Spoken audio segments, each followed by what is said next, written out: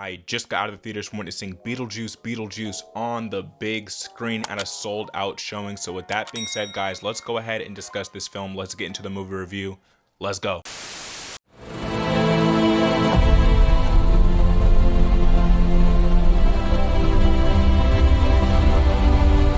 Beetlejuice is a horror comedy directed by Tim Burton and is the sequel to the 1988 cult classic originally titled Beetlejuice. Now, in this film, we see Michael Keaton return as his iconic character, that being the trickster demon Beetlejuice, and after an unexpected family tragedy, 3 generations of the Deetz family return home to Winter River. Still haunted by Beetlejuice, Lydia's life is turned upside down when her rebellious teenage daughter, Astrid, discovers the mysterious model of the town in the attic, and the portal to the afterlife is accidentally opened. With trouble brewing in both realms, it's only a matter of time until someone says Beetlejuice's name 3 times and the mischievous demon returns to unleash his very own brand of mayhem. Now, of course, this sequel is highly anticipated considering this film comes out decades after the release of the original film in the 80s. So with that being said, there's plenty of questions going into this as to why it's getting a sequel in the first place and if it's going to live up to the name of the original cult classic film. And I gotta say, I have a lot of good things to say about this film, and I also have some not so good things to say about this movie. So with that being said, let's get into my positives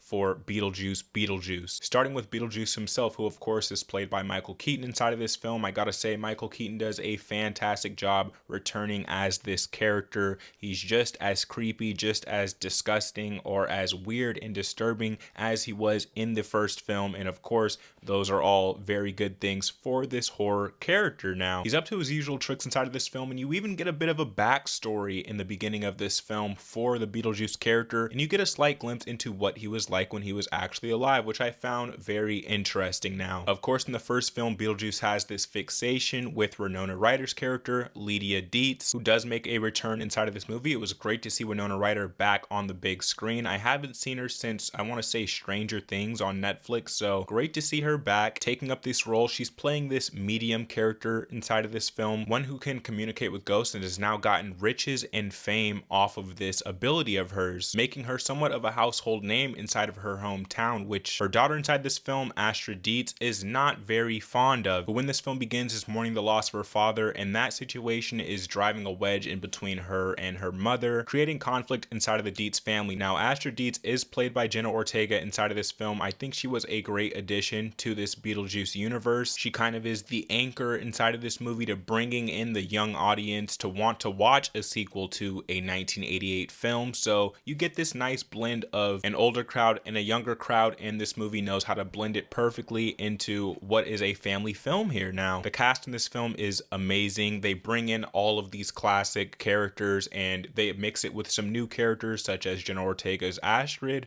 or even William Dafoe's character. He plays this afterlife detective, and I think he was also a great comedic relief and addition to this movie. Now, another positive outside of the cast for this film would be the world design and the world building. Let me tell you, Tim Burton is a genius, is a master when it comes to world building. We've seen it across every single one of his worlds, every single film or project he's taken on. This gothic world that he always manages to craft is amazing inside of this film, especially for his design for the underworld and the afterlife. I think he did an amazing job showcasing that inside of this movie. The way you move through this place and everything is twists and turns and nothing exactly makes sense from an architect point of view, to the point where it throws off the audience and creates this unsettling feeling that works very well inside of this movie. Now, moving on to the horror elements of this film. For a PG-13 film and for the original film to be a PG movie, I love the horror elements. I love how he implemented them into this film, the way he used the blood and the guts. You know, it's not too much to the point where it's overly disturbing,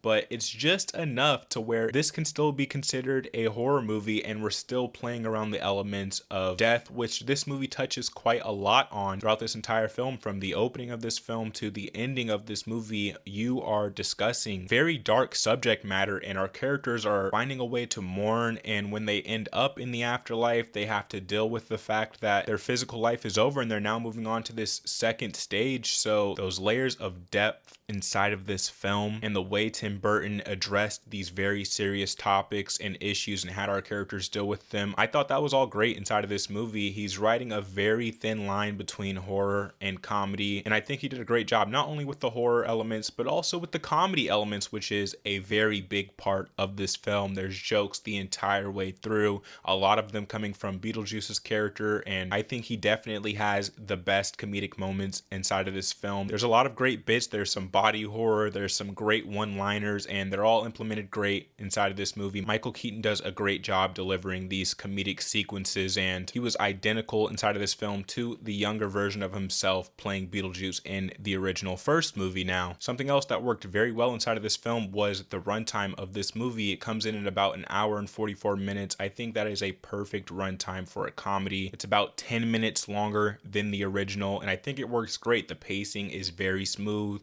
the entire way through. It's highly entertaining from start to finish, and at no part during the runtime for this film did I ever get bored or feel like, okay, let's just move on from this scene. No, it was all done very well. Even the romance elements that are very heavily layered over this entire movie. Multiple characters inside of this film are having some type of romance going on. For instance, Astrid's character ends up running across a young boy in her hometown, and they end up hitting it off. And at first I felt like, okay, this came out of nowhere. Where are they going with this? What are they going to do? But it actually became one of the most interesting storylines in the entire film, and they do a nice twist with it. So I was actually very surprised at the outcome of this plot line. But that's not the only romance that this film touches on. So with that being said, let's move on from my positives of this film over to my negatives for Beetlejuice. Guys, when it comes to my negatives for this film, I would go ahead and say it's also the romance element for this movie. And I know I touched on it in the positives. I said good things about one plot line, but there's a whole other one inside of this film, that being Beetlejuice's ex-wife returning. This plot line feels very left field, feels very out of nowhere, and you pretty much open up this film with that movie, and you don't really get payoff for that plot line until the very end. And when you do, it seems to just wash itself away. So much so to the point where I'm wondering, well, why did we even tell this plot line, tell this storyline in the first place? It seemed very tacked on to every other storyline that this film was running, which is quite a few. By the end, I just could not feel a reason to care at all about Beetlejuice's ex-wife coming back to haunt him in the afterlife, especially when there's not very much screen time for this storyline to take place. It sort of just begins, and then you don't hear about it for a while, and then it just abruptly ends, which, by the way, I felt that a little for the Astrid romance too. Now, while I really enjoyed that one, and I do think it was one of the strongest plot lines in the film, by the end of the movie, again, it just kind of washes its hands with it, and it's like all this buildup that we did to have a great payoff, we never really get it. It sort of just ends, and we just sort of move on from this love interest character, and that's it. So I was just wishing there was a little more there at the very end of that story. And then for the Beetlejuice one, we could have just done without that completely, the Beetlejuice's ex-wife storyline. So with that being said, guys, those are my negatives for this film. So let's move on to my overall thoughts on Beetlejuice. Overall, this was an amazing film. It's highly entertaining. It has an amazing cast. It has a lot of great comedic moments and even horror moments for a PG-13 film. It does a great job being a sequel to the 1988 cult classic original Beetlejuice movie, and in my opinion, I think it topped that film. I did watch the original. I wasn't the biggest fan of it, to be quite honest with you, but this film right here, I feel like I finally understand what Tim Burton was trying to do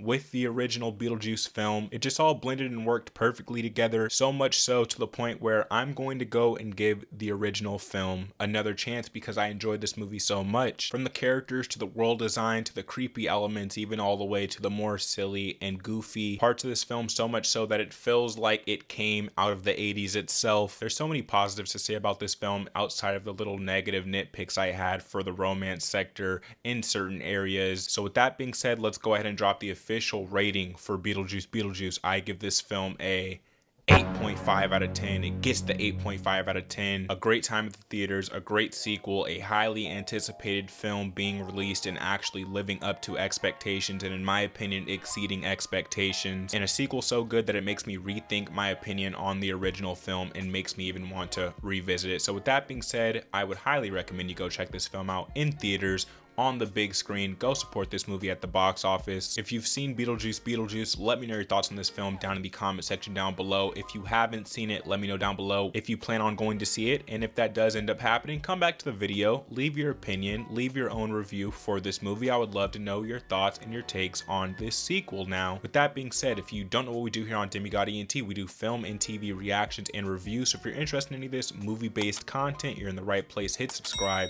hit the like button if you enjoyed this video. And for those new to the channel, if you couldn't already tell, one of my main passions in life is cinema, is film. So we're trying to build a community over here on Demigod ENT, and I would love nothing more for this love and passion of mine to end up becoming something I could do completely full time. So join the community over here on Demigod ENT. I plan on doing much more videos in the future. I love talking and discussing film with all of you guys, and I would love to continue doing so. So with that being said, show some love, show some support. I'll catch you guys in the next video. Peace.